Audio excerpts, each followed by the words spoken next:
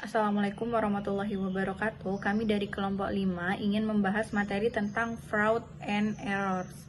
Dalam pembahasan ini, kami akan menjelaskan perbedaan antara kecurangan fraud dan kesalahan errors, faktor penyebab terjadinya, serta dampaknya terhadap laporan keuangan dan perusahaan. Selain itu, kami juga akan membahas bagaimana cara mendeteksi dan mencegahnya dalam sistem akuntansi. Selanjutnya, izinkan saya untuk memperkenalkan anggota dari kelompok 5. Saya, Cinta Alfa Mordia dengan MPM terakhir 336. Kedua, ada Kuni Solihatan Nadia dengan MPM terakhir 333. Ketiga, ada Nova Aulia Putri dengan MPM terakhir 020. Keempat, ada Holisatul Aini dengan MPM terakhir 040.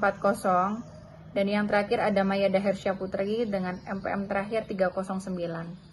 Nah, yang pertama kita akan membahas terkait ancaman Accounting Information System. Nah, jadi ada 4 ancaman AIS yang dihadapi oleh perusahaan. Yang pertama ada bencana alam dan politik. Nah, bencana alam dan politik seperti kebakaran, banjir, gempa bumi, lalu perang, serangan teroris itu dapat menghancurkan sistem informasi dan menyebabkan banyak perusahaan itu bangkrut. Nah, contohnya seperti serangan teroris di World Trade, lalu ada banjir di Chicago menghancurkan atau merusak 400 pusat pengolahan data.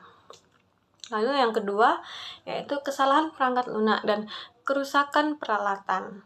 Nah, kesalahan perangkat lunak, kerusakan sistem operasi, kegagalan perangkat, pemadaman dan fluktuasi daya, lalu serta kesalahan transmisi data yang tidak terdeteksi itu merupakan jenis ancaman yang kedua. Nah, sebuah studi federal memperkirakan kerugian ekonomi tahunan akibat bug perangkat lunak hampir mencapai 60 miliar US dollar. Nah, lebih dari 60% perusahaan itu memiliki kesalahan perangkat lunak yang signifikan. Contohnya, lebih dari 50 juta orang di wilayah timur laut itu kehilangan aliran sistem listrik ketika sistem kendali industri di sebagian jaringan listrik itu mengalami kerusakan. Nah, beberapa daerah mengalami pemadaman listrik selama 4 hari dan kerugian akibat pemadaman tersebut adalah mencapai hampir 510 miliar dolar. Lalu yang ketiga, ada kesalahan yang tidak disengaja. Nah, jenis ancaman ketiga, tindakan yang tidak disengaja seperti kecelakaan atau kesalahan dan kelalaian yang tidak disengaja merupakan resiko terbesar bagi sistem informasi dan menyebabkan kerugian finansial terbesar. Nah, Asosiasi Industri Teknologi Komputasi memperkirakan bahwa kesalahan manusia itu menyebabkan 80% masalah keamanan. Tindakan yang tidak disengaja itu disebabkan oleh kecerobohan manusia dan kegagalan mengikuti prosedur yang telah ditetapkan, dan personel yang kurang teliti atau diawasi. Lalu yang keempat ada tindakan yang disengaja. Ancaman keempat adalah tindakan yang disengaja seperti kejahatan komputer, penipuan, atau sabotase, yaitu penghancuran atau kerusakan sistem secara sengaja. Nah, sistem informasi semakin rentan terhadap serangan. Contoh tindakan yang disengaja meliputi hal-hal seperti ini. Nah, di Australia itu ada seorang karyawan yang tidak puas meretas sistem pembuangan limbah sebanyak 46 kali selama 2 bulan. Nah, pompa-pompa mengalami kerusakan dan 1/4 juta galon limbah itu mengalir ke sungai-sungai terdekat, membanjiri sebuah hotel dan taman.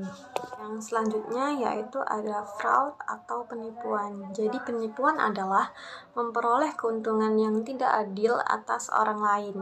Secara hukum, agar suatu tindakan itu dianggap sebagai penipuan, itu harus ada yang pertama, pernyataan, representasi, atau pengungkapan yang salah.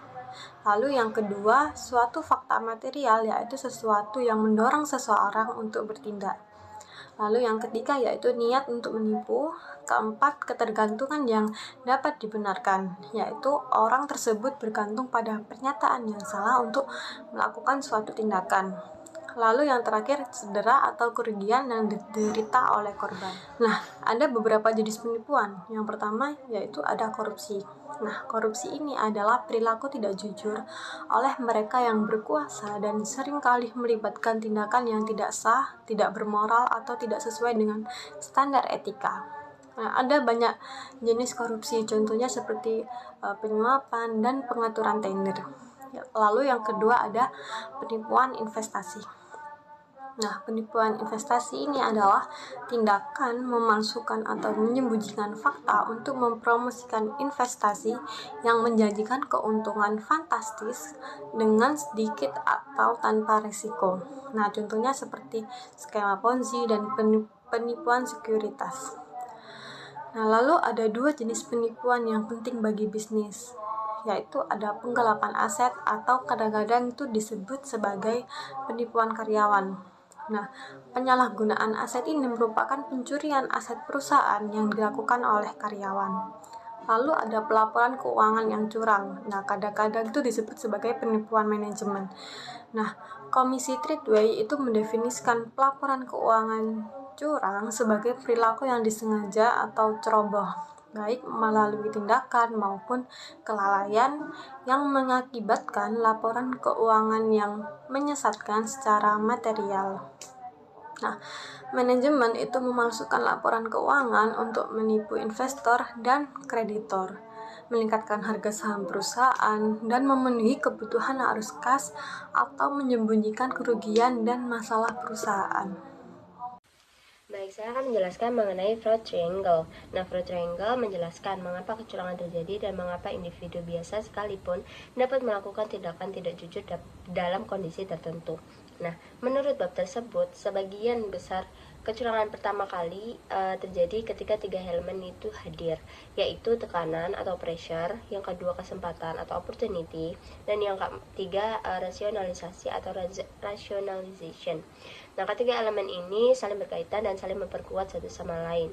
Pada umumnya, kecurangan tidak akan terjadi kecuali ketiganya muncul secara bersamaan, sehingga individu merasa terdorong, memiliki peluang, dan mampu membenarkan tindakannya.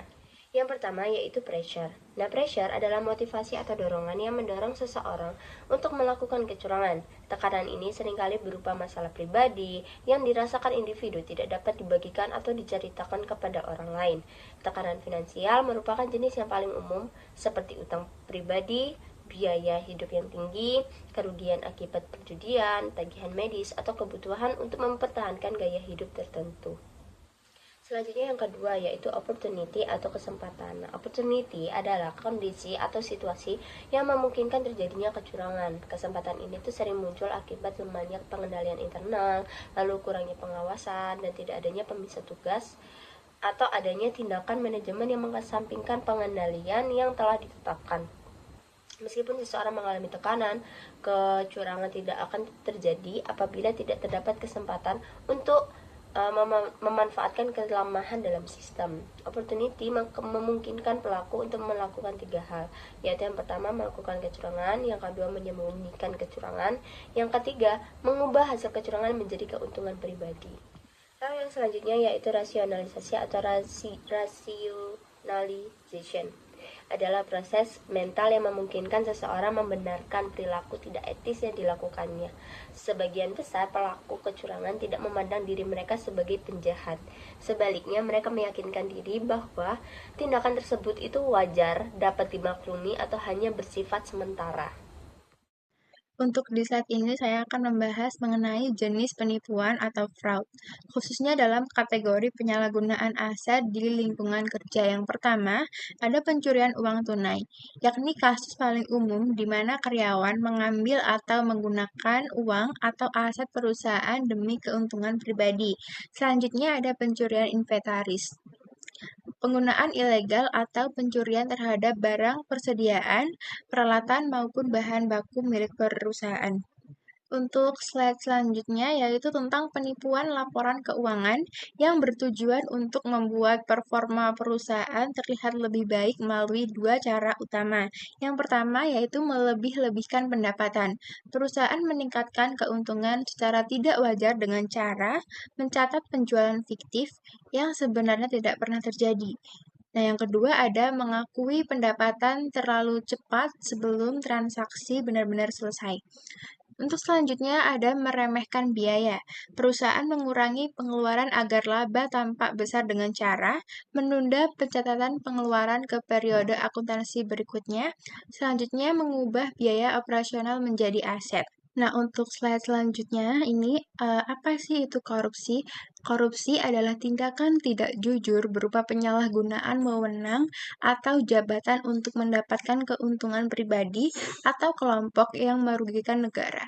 Nah, ada dua jenis yang disebutkan. Yang pertama, suap, yaitu memberikan uang atau fasilitas agar pihak lain menuruti keinginan pemberi. Nah, yang kedua ada konflik kepentingan, yaitu mengutamakan kepentingan pribadi di atas tanggung jawab jabatan. Selanjutnya saya akan menjelaskan tentang preventing and detective fraud, pencegahan dan pendeteksian kecurangan. Bagian ini tuh membahas metode yang digunakan untuk mencegah dan mendeteksi kecurangan dalam suatu organisasi. Sistem pengendalian internal yang efektif memiliki peran penting dalam mengurangi resiko terjadinya fraud atau kecurangan. Prevention methods atau metode pencegahan. Yang pertama, strong internal control atau pengendalian internal yang kuat. Prosedur pengendalian yang dirancang dengan baik dapat mengurangi kesempatan terjadinya kecurangan.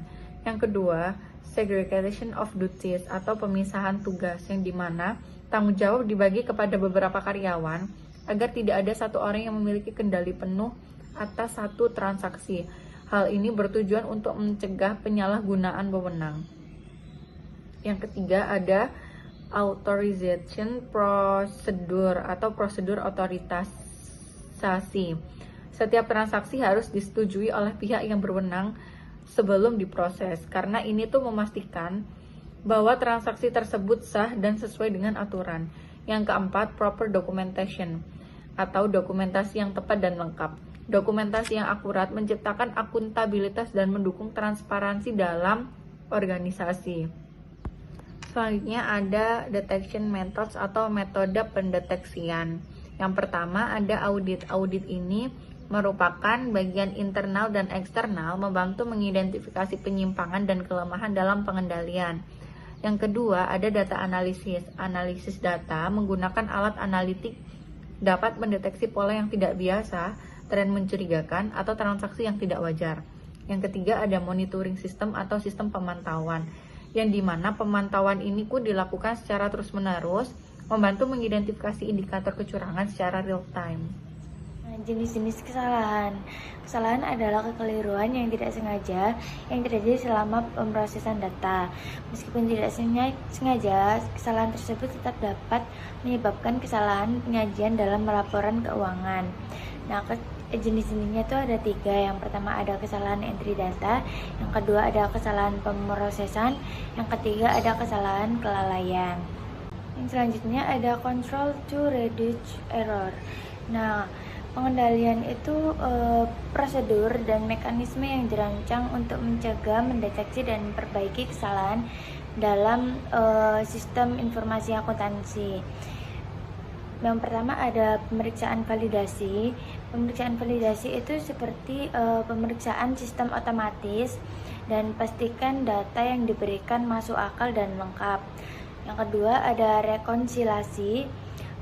Itu tuh seperti membandingkan 2 set catatan dan memastikan saldonya itu sesuai. Yang ketiga ada peninjauan pengawasan yang ditinjau kinerja atau dengan mendeteksi atau memperbaiki kesalahan.